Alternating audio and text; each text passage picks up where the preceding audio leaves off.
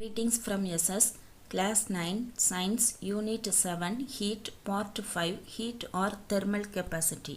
இந்த லெசனில் உங்களுக்கு லேர்னிங் அப்ஜெக்டிவ்ஸாக understand the nature and the effects of heat, differentiate the conducting powers of various substances, list out good and bad conductors of heat and their uses, explain conduction using kinetic theory, describe the experiments to show convection in fluids, understand the concept of radiation, define specific heat capacity and thermal capacity, describe the concept of change of state, define specific latent heat of fusion and specific latent heat of vaporization.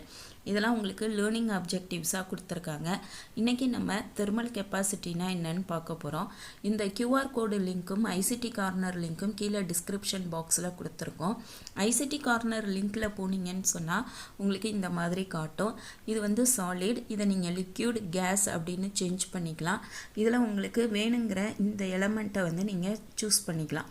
இதில் டெம்பரேச்சரை வந்து change பண்ணி இதில் என்ன மாதிரியான மாற்றங்கள் ஏற்படுது அப்படிங்கிறத பார்க்கலாம். இதை மாதிரி இன்னும் 2 ஆக்டிவிட்டீஸ் இருக்குது, அதை மிஸ் பண்ணாமல் செஞ்சு பாருங்கள். இந்த யூனிட்டுக்கான கைடும் கீழே டிஸ்கிரிப்ஷன் பாக்ஸில் இருக்குது. கான்செப்ட் மேப் ஹீட்டுங்கிற இந்த லெசனில் உங்களுக்கு 3 கான்செப்டை காட்டியிருக்காங்க. இதில் ட்ரான்ஸ்ஃபர் ஆஃப் ஹீட் அப்படிங்கிறது கண்டக்ஷன், கன்வெக்ஷன், ரேடியேஷன் மூலமாக நடக்கும். இதை நம்ம சாதாரணமாக விறகுல யூஸ் பண்ணி வெந்நீர் இல்லைன்னா சாதம் வைக்கிறத வச்சு நம்ம பார்த்தோம். கண்டக்ஷன் அப்படிங்கிறதுல பார்த்திங்கன்னா அந்த உலை இல்லைன்னா சாதம் வைக்கும்போது அந்த கரண்டியோட எண்டு பார்ட் வந்து சூடாக இருக்கும், அதில் டச்சே ஆயிருக்காது, ஆனால் சூடாக இருக்கும். அதை தான் நம்ம கண்டக்ஷன் சொல்லுவோம். ஹீட் எனர்ஜி வந்து அந்த மாதிரி மாலிகுல்ஸில் வந்து ஹீட் எனர்ஜி வந்து அப்படியே கண்டக்ட் ஆகி போகுமே தவிர மாலிகுலில் மூமெண்ட் இருக்காதுன்னு சொல்லி பார்த்தோம். கன்வெக்ஷன் அப்படிங்கிறது அந்த ஒலை கொதிக்கும் போது நம்ம அரிசியை போடும்போது கீழே இருக்கிற அரிசி மேலே போகும், மேலே இருக்கிற அரிசி கீழே வரும்னு சொன்னோம் இல்லையா, அந்த மாதிரி ஒரு சைக்கிள் ஃபார்ம் ஆகுங்கிறத கன்வெக்ஷன்னு பார்த்தோம். ரேடியேஷன் அப்படின்னு சொல்லும்போது இப்போ உங்கள் அம்மா சமைக்கிறாங்கன்னா அவங்க கையை தொட்டு பார்த்தீங்கன்னா சூடாக இருக்கும். அப்போ ஹீட்டு வந்து எலக்ட்ரோ மேக்னெட்டிக் வேவ்ஸாக வந்து ட்ரான்ஸ்ஃபர் ஆகுதுங்கிறத பார்த்தோம். அடுத்தது மெஷர்மெண்ட் ஆஃப் ஹீட் எனர்ஜி. ஹீட்டுங்கிறது வேறு, டெம்பரேச்சருங்கிறது வேறு. இப்போ ஹீட்டுங்கிறது எனர்ஜி, டெம்பரேச்சருங்கிறது அதை மெஷர் பண்ணுறதுக்கு யூஸ் ஆகும். அப்போ டெம்பரேச்சரை எப்படி மெஷர் பண்ணுறாங்கன்னா ஸ்பெசிஃபிக் ஹீட் கெப்பாசிட்டி, அதாவது இந்த வேர்ல்டில் இருக்கக்கூடிய ஒவ்வொரு சப்ஸ்டன்ஸுக்கும் அதை வந்து 1 டிகிரி செல்சியஸை வந்து டெம்பரேச்சரை ரைஸ் பண்ணணும் அப்படின்னு சொன்னால் அதுக்கு நம்ம எவ்வளவு ஹீட்டு சப்ளை பண்ணுறோம் அப்படிங்கிறது தான் ஸ்பெசிஃபிக் ஹீட் கெப்பாசிட்டின்னு பார்த்தோம். இன்றைக்கி நம்ம தெர்மல் கெப்பாசிட்டினா என்னன்னு சொல்லி பார்க்க போகிறோம். இந்த 7th யூனிட் ஹீட்டில் 7 டாபிக்ஸ் கொடுத்துருக்காங்க. இது வரைக்கும் நம்ம 4 டாபிக்ஸ் கவர் பண்ணியிருக்கோம். இன்றைக்கி 5th topic heat or thermal கெப்பாசிட்டினா என்னன்னு பார்க்க போகிறோம். Heat capacity or thermal capacity அப்படின்னா நம்ம போன வீடியோவில் வந்து நமக்கு ஸ்பெசிஃபிக் ஹீட் கெப்பாசிட்டினா என்னன்னு நமக்கு ஓரளவுக்கு நல்லா தெரிஞ்சிருச்சு. அதாவது இப்போ இவ்வளோ பெரிய பாத்திரத்தில் இந்த அளவுக்கு நம்ம வாட்டர் இருக்குது அப்படின்னு சொன்னால் இப்போ இதை வந்து நம்ம இந்த மாதிரி பிரிப்போம், அதாவது கியூபிக் அப்படின்னு சொல்லுவாங்க. அதை மாதிரி இப்படி இருக்கிறத இந்த மாதிரி நம்ம பிரிச்சுட்டு இதில் இந்த ஒரு பார்ட்டை எடுக்கிறோன்னு சொன்னால் அது இட் மேபியா 1 கிலோகிராமாக இருக்கலாம், இல்லைன்னா 1 கிராமாக இருக்கலாம்.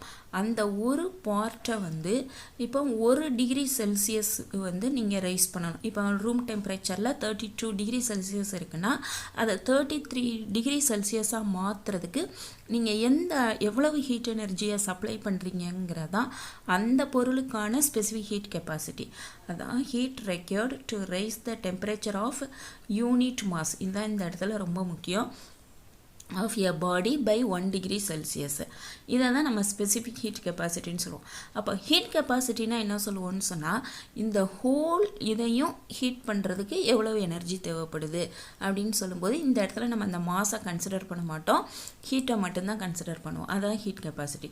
அப்போ heat capacity is the heat required to raise the temperature of the entire mass. இந்த இடத்துல என்டையர் மாஸ், இங்கே வந்து யூனிட் மாஸ், இங்கே வந்து entire mass of the body by 1 degree Celsius. இப்போ அதே ரூம் டெம்பரேச்சரில் இது 32 இருக்கும், இதை வந்து 33யாக மாற்றுறதுக்கு எவ்வளோ ஹீட் எனர்ஜியை கொடுக்குறோம் அப்படிங்கிறது தான்.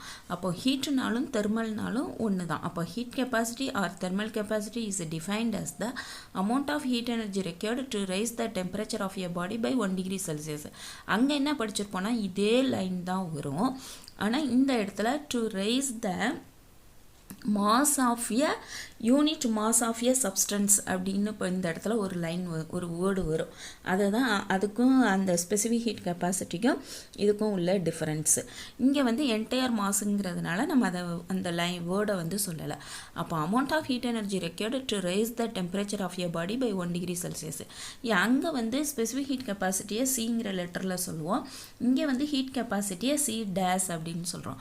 அப்போ குவான்டிட்டி ஆஃப் ஹீட் ரெக்யர்டு அதாவது Q அப்படின்னு சொல்கிறோம். ரைஸ் இன் டெம்பரேச்சர் எவ்வளோ டெம்பரேச்சர் ரைஸ் ஆகுது அப்படின்னு சொல்கிறோம்.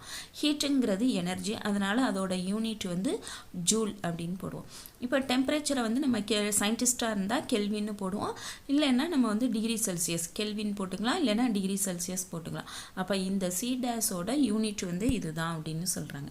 அப்போ SI unit of heat capacity is joule per kelvin. It is also expressed in, இதை வந்து ஜூலில் சொல்லாமல் calorie divided by degree Celsius சொல்லலாம், kilo calorie degree by Celsius சொல்லலாம், ஜூல் பை டிகிரி செல்சியஸ்னு சொல்லலாம். இப்போ இது புரியுதாங்கிறதுக்காக நமக்கு ப்ராப்ளம் கொடுத்துருக்காங்க.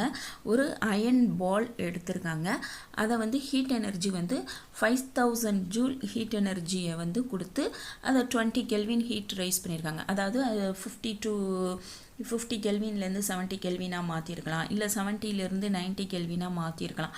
அதெல்லாம் அவங்க சொல்லலை, 20 கெல்வின் அப்படின்னு டைரெக்டாகவே சொல்லிட்டாங்க. அப்போ ஹீட் கெப்பாசிட்டி வந்து எவ்வளவு இருக்குது அப்படிங்கிறதான் இந்த இடத்துல கொஸ்டின். அப்போ ஹீட் கெப்பாசிட்டி இப்போ என்ன டேட்டா என்ன கொடுத்துருக்காங்கன்னா ஹீட் எனர்ஜியை கொடுத்துட்டாங்க, அதே மாதிரி அந்த டெம்பரேச்சர் 20 கெல்வின் கொடுத்துருக்காங்க. Heat capacity C equal to heat energy required divided by rise in temperature. அப்போ 5000 டிவைடட் பை 20 அப்படிங்கும்போது இந்த 00 கேன்சல் ஆகிடும். 500ல் பாதி வந்து 250, அதான் ஜூல் பெர் கெல்வின் அப்படின்னு சொல்லணும். எழுதும்போது joule kelvin power -1 JK power -1 அப்படின்னு எழுதணும். சொல்லும்போது ஜூல் பெர் கெல்வின் அப்படின்னு நம்ம சொல்லணும். இன்றைக்கி இந்த வீடியோவில் நம்ம ஹீட் கெப்பாசிட்டி ஆர் தெர்மல் கெப்பாசிட்டினா என்னன்னு சொல்லி பார்த்தோம். அதாவது ஒரு என்டையர் மாஸ் இருக்கக்கூடிய ஒரு சப்ஸ்டன்ஸை 1 டிகிரி செல்சியஸுக்கு வந்து நம்ம டெம்பரேச்சரை ரைஸ் பண்ணணும்னா எவ்வளவு ஹீட் எனர்ஜியை அங்கே சப்ளை பண்ணுறோம் அப்படிங்கிறது தான் தெர்மல் கெப்பாசிட்டி அப்படின்னு சொல்லி பார்த்தோம். இப்போ ஸ்பெசிஃபிக் ஹீட் கெப்பாசிட்டிக்கும் தெர்மல் கெப்பாசிட்டிக்கும் என்ன டிஃப்ரென்ஸுங்கிறத பார்த்துட்டு இந்த தெர்மல் கெப்பாசிட்டி புரிஞ்சிருக்கா அப்படிங்கிறதுக்காக ஒரு சின்ன ப்ராப்ளம் நம்ம ஒர்க் அவுட் பண்ணி பார்த்தா நம்ம நெக்ஸ்ட் வீடியோவில் சேஞ்ச் ஆஃப் ஸ்டேட் அப்படிங்கிறத பற்றி பார்ப்போம். தேங்க்யூ.